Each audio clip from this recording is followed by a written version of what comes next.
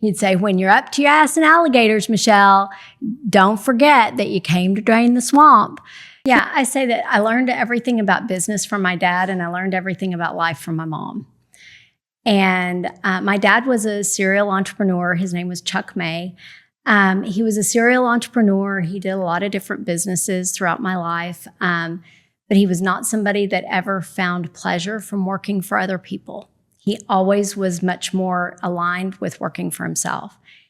And I was very fortunate as a young girl that they would always include me in the discussions about things that were going on in the companies or business decisions that needed to be made, even family decisions. They would always ask my opinion. Now, that doesn't mean they listened, but it allowed me to have thoughts and thought processes that exercised my own brain muscles to think in that direction. And if you don't give children the ability to exercise that thought muscle, then how do they ever learn to think? You know? And I think that's one of the things that is troublesome with our youth today.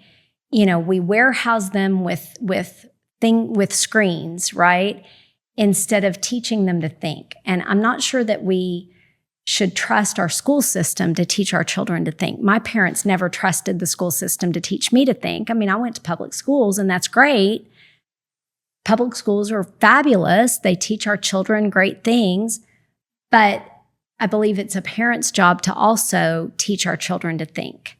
And my parents did that for me by giving me, you know, these problems that were real problems that they were having to deal with and asking me what I thought. Wow. You know, and letting me have an opinion. And they would push back on my opinion, you know, if there was something that, you know, that I wasn't thinking deeply enough about or whatever, they would say, well, okay, but what about this? Or have you thought about that? Or, you know, and push back to make me think deeper or you know, differently.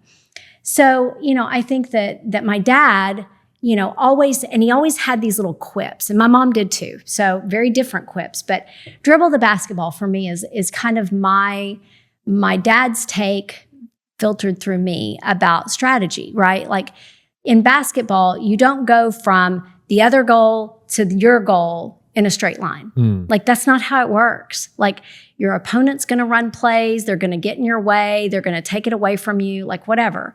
So you have to run a play, you use your teammates, you pass the ball around, you know, you have different plays that you're going to run. You're not going to run the same play every time. Like, and you're going to, you know, go this way and that way and juke and jive and, you know, spin and then shoot and then, you know, pass it to your teammate and then dunk the ball.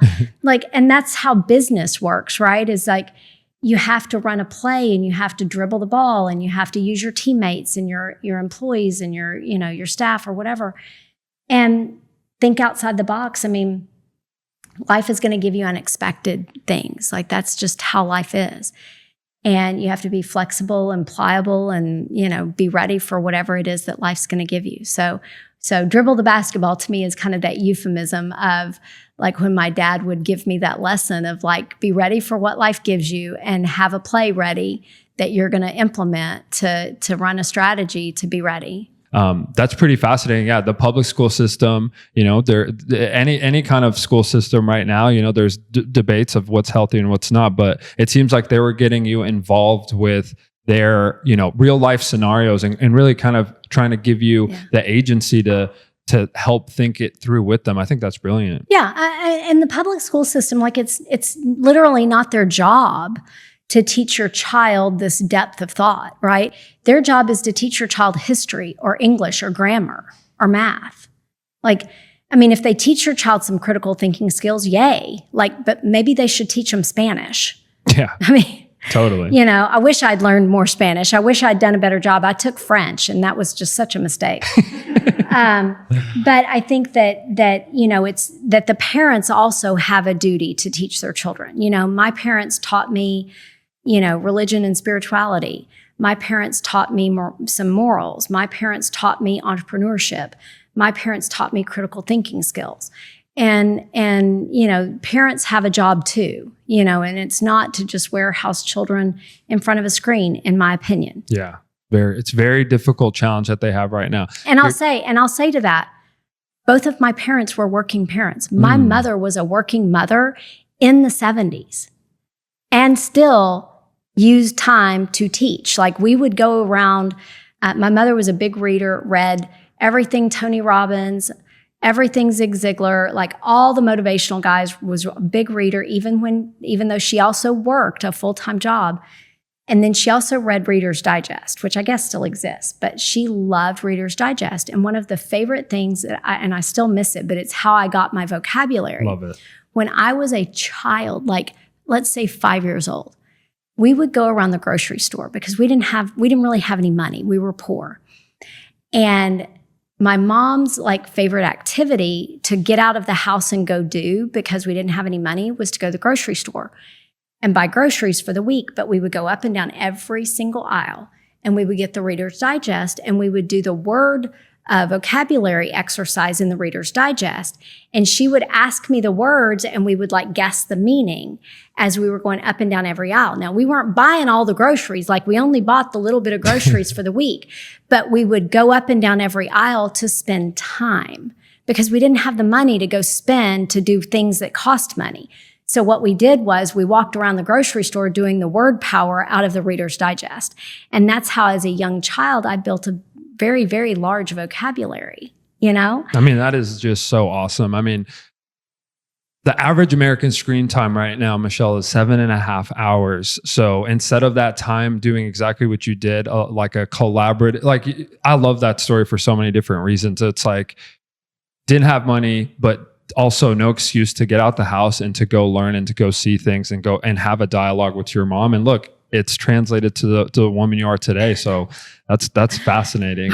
Sometimes I use words that people don't understand though. So that can be a good thing and a bad thing. Yes, I love words. I need new vocabulary. I feel like you say the same things over. So my staff sometimes says they have to use a dictionary a little too often. Well, we can have new word of the day clips that go out. So you're just bringing game to people. Because if people are going to be spending time on their phone, watch us and learn something, right? One of your dad's quotes that I'm reading that I just love, and I want you to, give it back to me and just tell me exactly what it means, because it means something to me and I want to hear what it means to you. So he said, "You're up to your ass in alligators. Hard to remember that you came to drain the swamp." Yeah. I love that. Yeah, he'd say, "When you're up to your ass in alligators, Michelle, don't forget that you came to drain the swamp." Yeah, I mean, it's such a, like I can just hear my dad in my head saying it. And it's such like a visual element of like imagining yourself in a swamp in Louisiana and you're up to your ass in water that's filled with alligators, right? And like you are in the swamp of it and you're fighting the alligators and trying not to die, right? But you can't remember that you really came there to go pull the plug to drain the swamp so that the alligators would go away and go somewhere else. But you're too busy fighting the fight to remember what you came there for, And that's like rising above the fray, like rising above and remembering perspective, remembering what you came for, remembering the point. I call it making the main thing the main thing. Like that's the Michelleism version of that. My dad had a more particular way of saying things, but making the main thing the main thing. And like if you're there to drain the swamp, like get on with draining the swamp and you'll solve the other problem. But if you're too busy fighting like the little fights, not that alligators are a little fight, but in the ultimate scheme of things, if you drained the swamp, the alligators would get the heck out because they'd go find another swamp because alligators live in swamps. Totally. Yeah. I mean, it's just like such a funny way of putting a visual together that is so consistent with life experience. It's like a lot of people will see the symptoms of a problem and address the symptoms, but it's really about getting to the root of whatever issue you have and dealing with that. And then the symptoms go away and the problems aren't really there as much. And a lot of people will try to throw topical cream over their skin, but they're just eating like shit. And maybe they, shouldn't eat as bad and then their skin wouldn't be as bad. So 100%. I mean, it's, you got to make the main thing the main thing. Yes. And like, if you're too busy swatting at the mosquitoes, like it's hard to remember that, what the main thing is. And like, you always just have to remember what the main thing is. So your dad, he built 5 record stores. Hastings built 500. Same product, same era. What was the difference? Because I know this is a lot of the inspiration of what we're building out and a lot of what your strategy and kind of mindset comes from. So tell me about that kind of history of your dad a little bit, and what you unpack from that and how you want to apply it to teachings that we give. Yeah, I mean, this is really kind of my why of my new chapter in my life. My dad as a serial entrepreneur, in looking back on it, I always felt that he reached a certain level of success and he never could grow beyond that. And as an adult, and especially after he passed, he passed away during COVID.